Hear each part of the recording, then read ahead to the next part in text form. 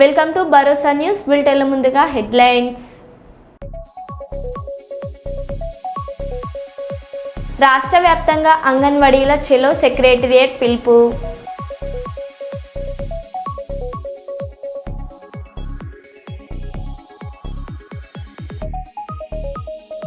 వ్యవసాయ శాఖ మంత్రి తుమ్మల నాగేశ్వరరావు ఆకస్మిక తనిఖీ.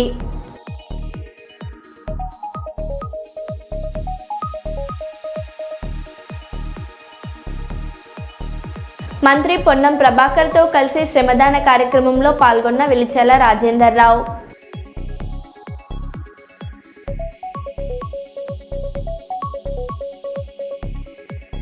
శ్రీకృష్ణ దేవరాయలు నెలకొల్పిన రికార్డును అధిగమించి శ్రీవారికి అత్యధిక సార్లు పట్టు వస్త్రాలు సమర్పించిన ముఖ్యమంత్రి నారా చంద్రబాబు నాయుడు. విజయవాడ దుర్గమ్మను దర్శించుకున్న ఉపరాష్ట్రపతి సిపి రాధాకృష్ణన్.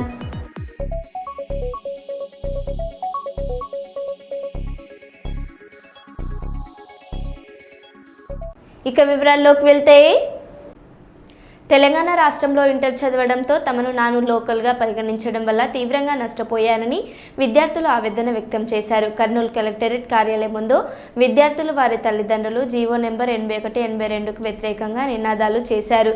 1వ తరగతి నుంచి 10వ తరగతి వరకు ఆంధ్రప్రదేశ్ రాష్ట్రంలో చదివి మంచి విద్య కోసం ఉమ్మడి రాజధాని అయిన తెలంగాణ రాష్ట్రం హైదరాబాద్లో ఇంటర్ చదివితే తమను తెలంగాణ మరియు ఆంధ్రప్రదేశ్ రాష్ట్రాల్లో నాన్ లోకల్గా పరిగణలోకి తీసుకున్నారని విద్యార్థులు తెలిపారు. తమకు నీట్ పరీక్షలో మంచి ర్యాంకు వచ్చి సీట్లు సాధించిన నాన్ లోకల్ కాబట్టి సీట్ రావడం లేదన్నారు. తమకన్నా తక్కువ మార్కులు వచ్చిన విద్యార్థులకు సీట్లు ఇచ్చారని బాధిత విద్యార్థులు వాపోయారు. తమను ఆంధ్రప్రదేశ్ తెలంగాణ ఇరు రాష్ట్రాల్లో నాన్ లోకల్గా పరిగణలోకి తీసుకున్నారని, దీంతో మేము ఏ రాష్ట్రానికి చెందిన వారేమో పెద్దలు చెప్పాలని వారు ప్రశ్నించారు. రాష్ట్ర ముఖ్యమంత్రి చంద్రబాబు నాయుడు, విద్యాశాఖ మంత్రి నారా లోకేష్, డిప్యూటీ సీఎం పవన్ కళ్యాణ్ తమకు న్యాయం చేయాలని వారు కోరారు. న్యాయం చేయాలి. ఉమ్మడి రాజధానిలో చదివిన విద్యార్థులకు రాష్ట్రాల ముఖ్యమంత్రులు స్పందించాలి. రెండు తెలుగు రాష్ట్రాల ముఖ్యమంత్రులు స్పందించాలి.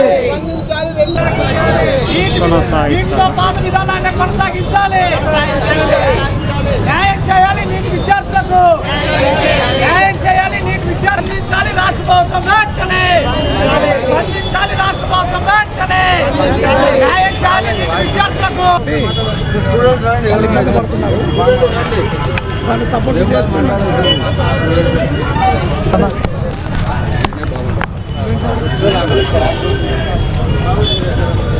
సీట్లను కేటాయించాలి. తెలంగాణలో చదివిన విద్యార్థులకు ఆంధ్రప్రదేశ్లోని సీట్లను తెలంగాణలో చదివిన విద్యార్థులు రాష్ట్ర ప్రభుత్వం వెంటనే రాష్ట్ర ప్రభుత్వం వెంటనే న్యాయం చేయాలి. విద్యార్థులకు రాష్ట్రంలో చదివిన విద్యార్థులకు న్యాయం చేయాలి. విద్యార్థులకు అందించాలి. రాష్ట్ర ప్రభుత్వం వెంటనే కేటాయించాలి. ఉమ్మడి రాష్ట్ర ప్రభుత్వాలు విద్యార్థులపై స్పందించాలి.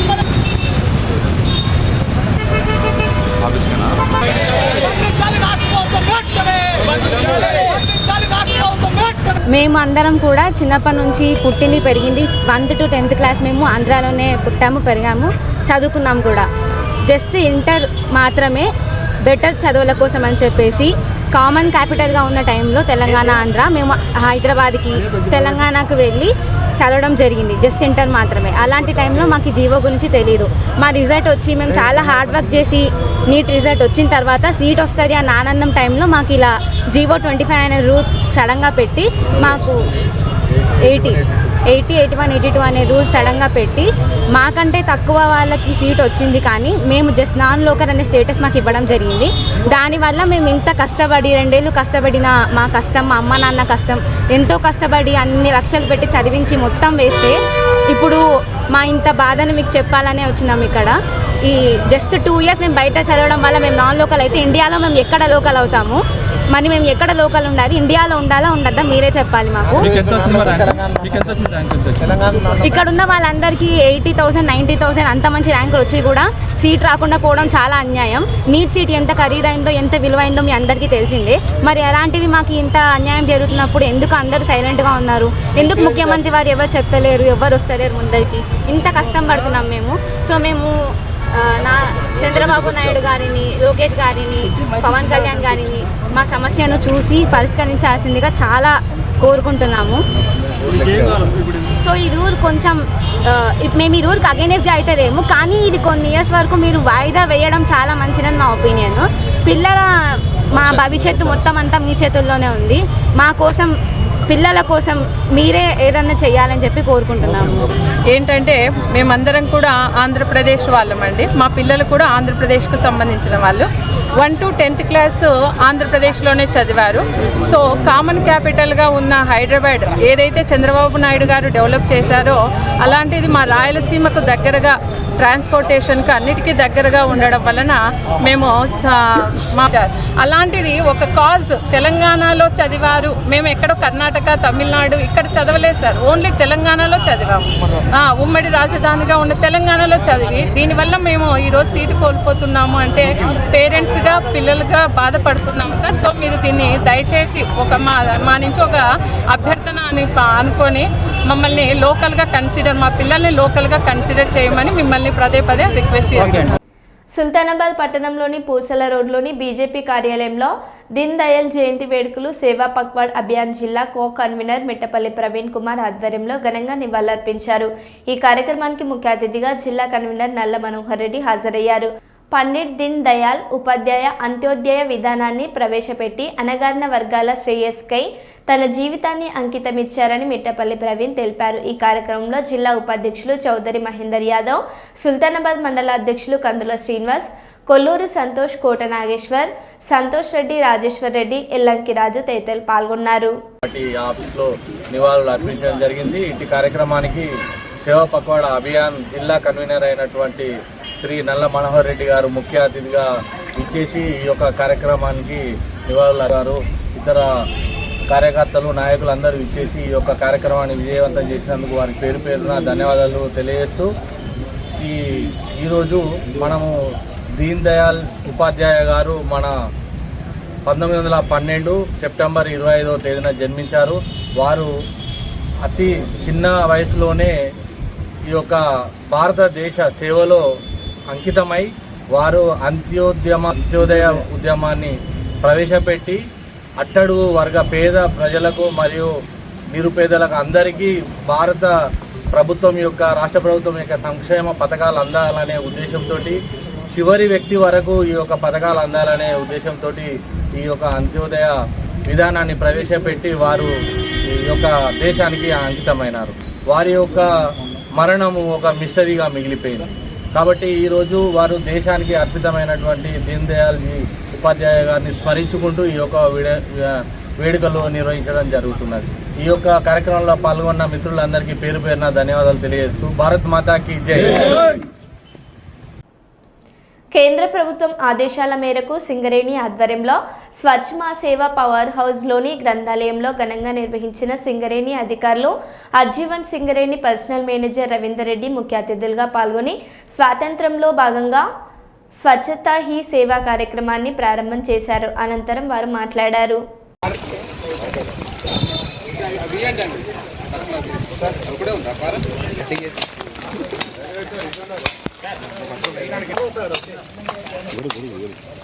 గొడుగు తీసేయాలి సార్. మీరు ఫ్లెక్స్ పైకి పైకి ఫ్లెక్స్ పైకి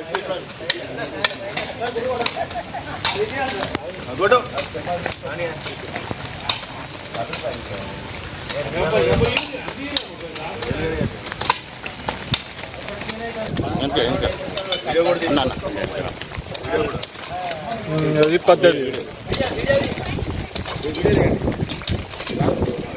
తీస్తాను మన సిటీలో తీస్తాను, పంపిస్తాను.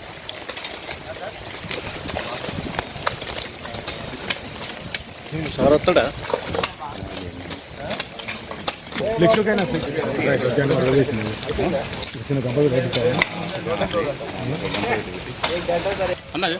ఓకే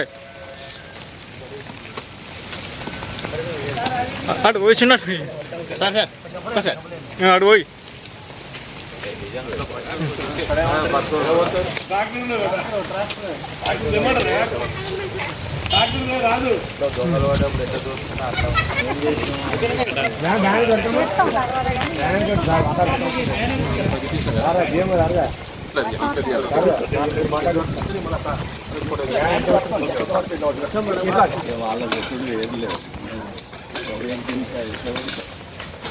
ఇటు మూతి పెట్టుకోరు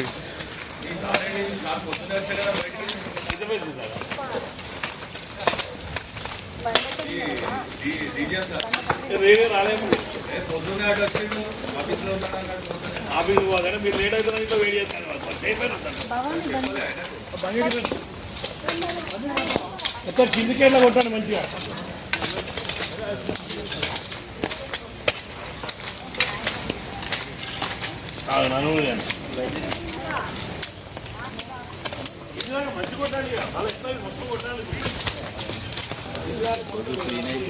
అంతే అలవాటు కదా వాళ్ళకి అది ఉమ్మని మళ్ళీ మీరు గొడవ కొట్టుకోవచ్చు సినిమా చూపిస్తారా మరి నీ పని చూస్తారు కంప్యూటర్ ఆన్ చేసినాక సినిమా చూపిస్తారు మీరు రావాలి అది చూపెడతారా అది బాగా వచ్చింది అయిపోయింది ఆల్మోస్ట్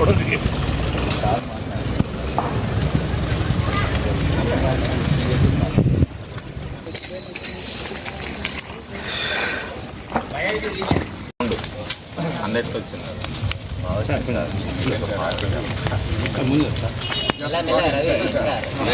ఇప్పుడు మల్లికార్జున బిస్కెట్ పాకెట్ మందామని మాట్లాడాలి నార్మల్ ఉంది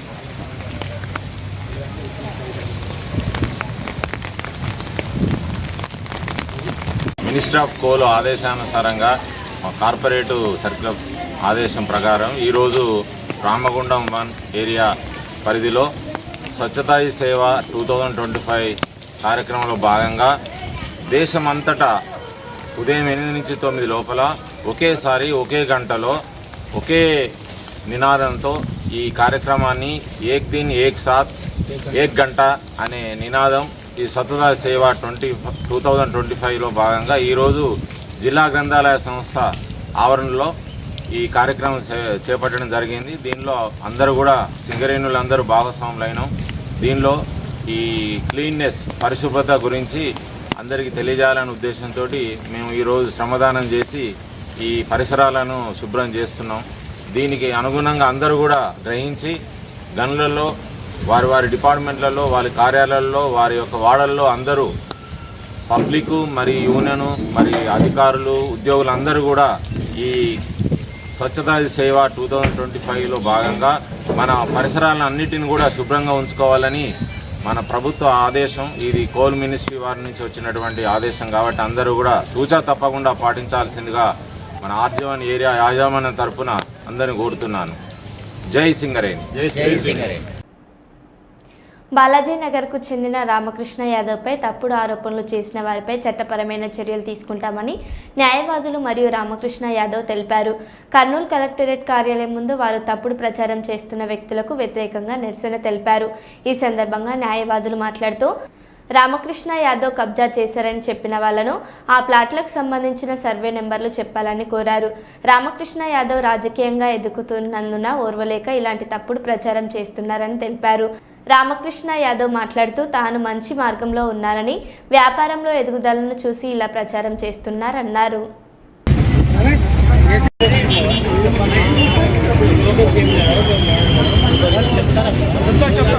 నెల 22వ తారీఖు ఆంధ్రజ్యోతి పేపర్ నందు ఒక వాక్యం వేసినారు. రామకృష్ణ యాదవ్ అనుబడి వ్యక్తి బాలాజీ నగర్లో చెందిన వ్యక్తి ఆస్తులు కబ్జా చేసి 2 ప్లాట్లు గుంటూరుకు సంబంధించిన వ్యక్తికి ఇచ్చినారు అని చెప్పినారు. ఆమె అన్నారు. ఆమె అంటే ఎవరు?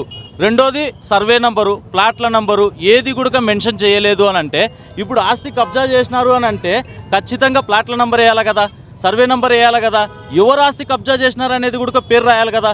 ఎవరు ఆస్తి కబ్జా చేసినారనే పేరు రాయలేదు అంటే ఇప్పుడు రామకృష్ణ యాదవ్ ఎదుగుదల ఆపాలి. ఇది ఇక్కడ సమస్య. ఇప్పుడు రామకృష్ణ యాదవ్ బుద్ధ మార్గంలో నడిచే ఒక గొప్ప వ్యక్తి. ఆయన వీలునామా ద్వారా సంపాదించుకున్న ఆస్తులు ఇవి. కష్టపడి రామ్మోహన్ రావు అనేవాడు వ్యక్తికి అన్నం పెట్టి పిల్లలు బయటికి నూకితే అతని బాగోగులు చూసుకొని ఆరోగ్య పరిస్థితులు చూసుకొని ఇతగాడికి మెప్పి ఒప్పి ఆస్తులు రాసిస్తే సరే, ఆ వీలునామా రిజిస్టర్డ్ అన్రిజిస్టర్డ్ అయినా సరే దానికి హక్కు ఉంది. ఆ ద్వారా ఆస్తులు సంపాదిస్తే కేవలము కొంతమంది ఓర్చలేక ఈయన మీద ఇటువంటి దుష్ప్రచారణ చేస్తున్నారు. కాబట్టి ఇటువంటి దుష్ప్రచారణ ఇంకొకసారి జరగకూడదు అని అంటే ఇప్పుడు రామకృష్ణ యాదవ్ హెచ్ఆర్సీలో కూడా ఒక కంప్లైంట్ ఇచ్చినాడు. రెండోది హెచ్ఆర్సీ అంటే హ్యూమన్ రైట్స్ కమిషన్. రెండోది కోర్టులో కూడా already suit for permanent injunction వచ్చింది. ఎప్పుడు 2020 386/2020 OS number already suit for permanent injunction వచ్చింది. ఇంజంక్షన్ ఎప్పుడు గ్రాంట్ చేస్తారు?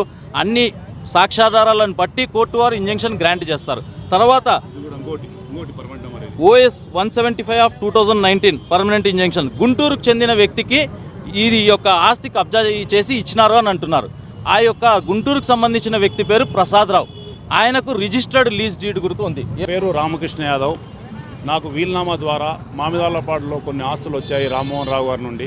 తర్వాత సుంకన్న గారి నుంచి నేను కొన్ని ఆస్తులు కొన్నాను. అయితే నాకు ఆస్తులు ఉన్నందువలన కొందరు నా మీద రాజకీయ నాయకులకు శత్రులు ఎలా ఉంటారో నాకు కూడా వ్యాపారంలో మా గురువు గారైన సుబ్బారావు అనే వ్యక్తి నుంచి వల్ల జరుగుతున్నాయి. ఊరికే ఉన్న వాళ్ళని రెచ్చగొట్టి వాళ్ళకు లేనిపోని పిటిషన్లు పెట్టమని చెప్పి వాళ్ళకు మేము కోర్టు ఫీజులు కడతాము, లాయర్ ఫీజులు కడతాము, రామకృష్ణ మీద తప్పుడు పిటిషన్లు పెట్టాలని చెప్పి పెట్టిస్తూ గత 10 ఏళ్ళ నుంచి నా మీద నా ఆస్తులు కొట్టేయడానికి అతను ప్రచారం చేసి ఈ విధంగా అతను వర్క్ చేస్తున్నాడు. నన్ను పీడీ యాక్ట్ పెట్టడానికి కూడా కారణం ఆయన్ని అంట. అతను చెప్పుకున్నాడు, నేను 10 లక్షలు ఇచ్చి నీ మీద పీడీ యాక్ట్ పెట్టించాను, నిన్ను మొత్తం నీ ఆస్తులంతా నేను చేసుకుంటా, నేను 40 ఏళ్ళ నుంచి వ్యాపారం చేస్తున్నా, నువ్వు షార్ట్కట్లో ఎట్ట ఎదుగుతావు, నా కాడ నువ్వు పని చేయాలని చెప్పాడు. ఆయన నాకు మాజీ గురువే ఆయన నేను ఆయన తండ్రిగా భావించినాను. ఆయన 40 సంవత్సరాల నుంచి మనుషులను వేధిస్తూ తప్పుడు పిటిషన్లు పెడుతూ ఆస్తులు కొడుతూ 500 కోట్ల ఆస్తులు సంపాదించినాడు. సంపాదలేదు, మోసం చేసి దగా చేసి కుట్రలు చేసి ఎదుటి వాళ్ళకు మాయమాటలు చెప్పి రీసెర్చ్ చేసుకోవడం ఆయన డ్యూటీ అంట. ఆయన మోసం చేయడమే ఆయన వృత్తి అంట. ఆస్తులు కొట్టేయడమే నాతోనే చెప్పినాడు ఆయన. సార్ ఇది మంచిది కాదు, ఎదుటి వాళ్ళ ఆస్తులు కొట్టేసి వాళ్ళు బాధపడి వాళ్ళ కన్నీళ్ళు మనకు శాపం అవుతాయి ఆయన, వద్దు ఇది మానుకొని చెప్తే నేను పుట్టినదే ఇందుకోసంరా, నేను పుట్టినదే ఇందుకోసము, నేను కొట్టేనికనే పుట్టినా, నేను చచ్చిపోయేంత వరకు ఇదే చేస్తాడు. ఒకప్పుడు 2014వ తారీఖున 2014వ సంవత్సరంలో వాళ్ళ కొడుకైన సుదర్శన్ గారు మా నాన్న దొంగ దోపిడిదారు, నేను హైదరాబాద్ పోతున్నా అని చెప్పాడు. హైదరాబాద్ పోయినాడు పాపం ఆయన. కాకపోతే తండ్రి క్రమశిక్షణ తప్పినాడు, కొడుకు ఇక్కడ క్రమశిక్షణలో ఉన్నాడు. దయచేసి సుబ్బారావు మనసు మారి ఎవరు ఆశలు అయితే కొట్టేసినాడో అయినా వాళ్ళకి ఇప్పించే దిశలో నేను చట్టపరంగా నేను పోరాటం చేస్తున్నాను. ఆనంద్ మార్గులో చదువుతున్న నిర్పేద విద్యార్థులకు బీజేపీ సీనియర్ నాయకులు ఎస్ పరమేష్ కుమార్ సహాయం అందించారు. 1వ తరగతి నుండి 7వ తరగతి వరకు చదువుతున్న సుమారు 750 మంది విద్యార్థులకు నాణ్యమైన స్కూల్ బ్యాగులు, కంపాస్ బాక్సులు, వాటర్ బాటిల్ పంపిణీ చేశారు. ఈ సందర్భంగా పరమేష్ కుమార్ మాట్లాడారు.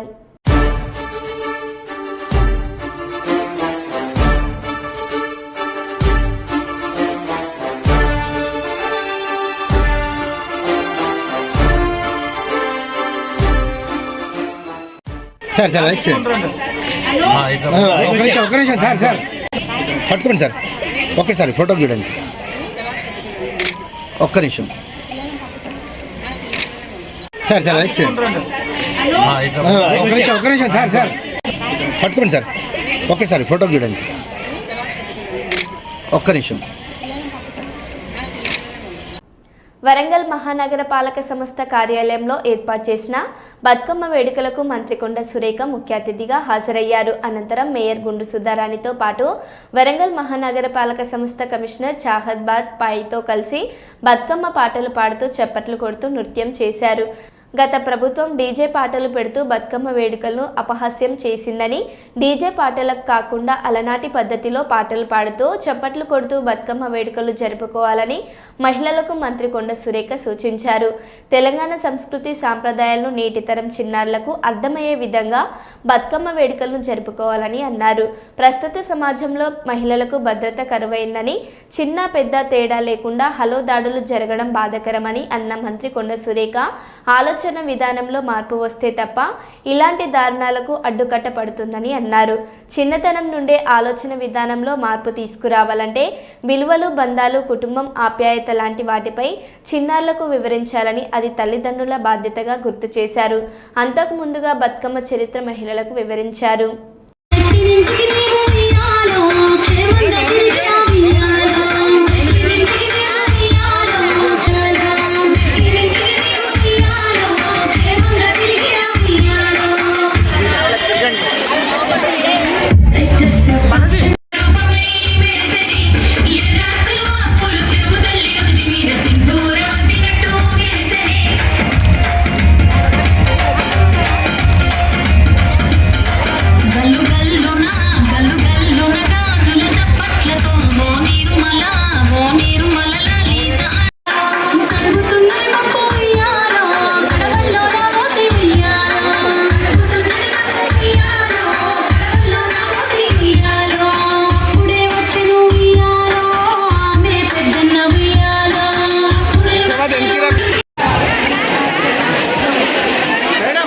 వరంగల్ మహానగరపాలక సంస్థ ఆధ్వర్యంలో ఈరోజు నిర్వహిస్తున్నటువంటి బతుకమ్మ సంబరాలు కార్యక్రమానికి విచ్చేసిన గౌరవ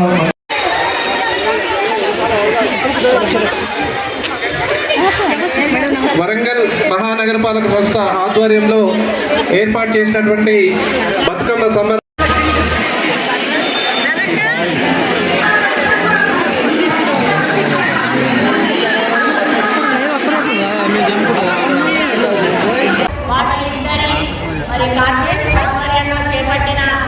బతుకమ్మ పండుగకు వచ్చేసినటువంటి మరి నిర్మాణ నుంచి కానీ ఇతర శాఖల నుంచి కానీ అడ్మినిస్ట్రేషన్ నుంచి కానీ ఇచ్చేసిన మహిళా సోదరి మనందరికీ కార్పొరేటర్లకు మరి ప్రతి ఒక్కరికి కూడా నా యొక్క హృదయపూర్వక నమస్కారం. మరి బతుకమ్మ 4వ రోజు మరి ఎంతో సంబరంగా మన ప్రభుత్వం మాట అయిపోయింది. అది చాలా అరిష్టం. ఎందుకంటే పూర్వకాలంలో మనం చిన్నప్పటి నుంచి కూడా చూస్తూ ఉన్నాం. మన అమ్మమ్మలు, మన తాతమ్మలు, మరి మన అమ్మలు ఏ విధంగా ఆడారో ఈరోజు మనం కూడా అదే పద్ధతిలో ఆడాము. కానీ మన తర్వాతి జనరేషను ఈరోజు ఆడుతున్న తీరు చాలా బాధాకరం. కాబట్టి మళ్ళీ ఆ సంస్కృతిని, ఆ సాంప్రదాయాన్ని గుర్తు చేయడానికి సాంస్కృతిక శాఖ ప్రత్యేకంగా మరి ఈ కార్యక్రమాన్ని తీసుకోవడం జరిగింది. ముఖ్యంగా బతుకమ్మ అంటేనే బతుకునిచ్చేటువంటి తల్లి. మరి ధర్మాంగుడనే రాజుకు 100 మంది పిల్లలు ఉంటారు. వాళ్ళు ఒక యుద్ధంలో 100 మంది కూడా చనిపోతే ఆ భార్య భర్తలు ఇద్దరు కూడా రాజ్యాన్ని మొత్తం అన్నా వదిలేసి ఒక అడవిలో ఉంటారు. ఆ అడవిలో తపస్సు చేసినప్పుడు ఒక మన అమ్మవారు ప్రత్యక్షమై నీకేం కావాలి అంటే, మీరు నా కడుపులో బీజంలా రావాలి, నాకు బిడ్డ కావాలి అని అడుగుతారు. అప్పుడు అమ్మవారు ధర్మాముడి వాళ్ళ భార్య అందరూ ఇచ్చేటువంటి మహాతల్లి. మరి అటువంటి అమ్మవారిని కూడా పూజించడం ఇదే క్రమంలో జరుగుతుంది.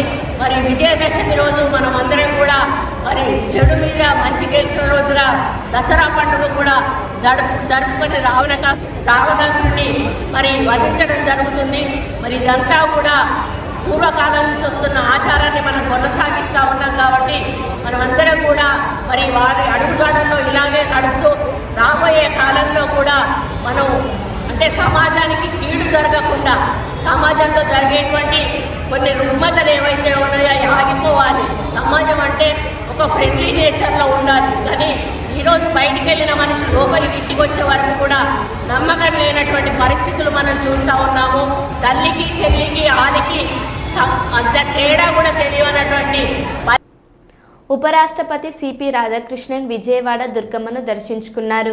మంత్రి కొలుసు పార్థసారథి, పాలక మండలి చైర్మన్ రాధాకృష్ణన్ తదితరులు ఉపరాష్ట్రపతి దంపతులకు స్వాగతం పలికి దర్శన ఏర్పాట్లు చేశారు. అనంతరం దుర్గమ్మను దర్శించుకుని ప్రత్యేక పూజలు చేశారు.